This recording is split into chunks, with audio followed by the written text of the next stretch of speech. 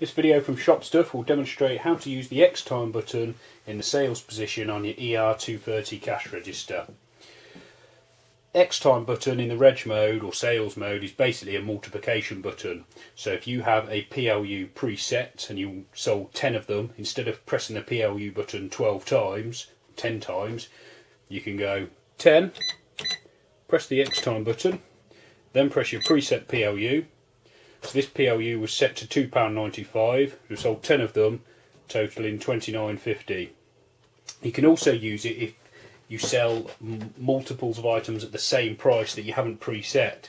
So say for example you've sold 5 of something at 99p and you don't have a 99p button preset on the till. You simply go 5 times 99, press the PLU button, and there we go, we've sold 5. We have a total of £4.95. We press subtotal, cash the sale off, press the copy receipt button, and let's have a closer look at the receipt, see what's gone on there.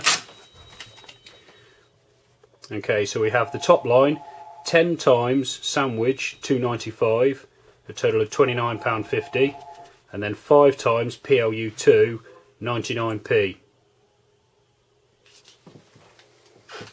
And that's how to use the XTime button in the sales mode on the ER230.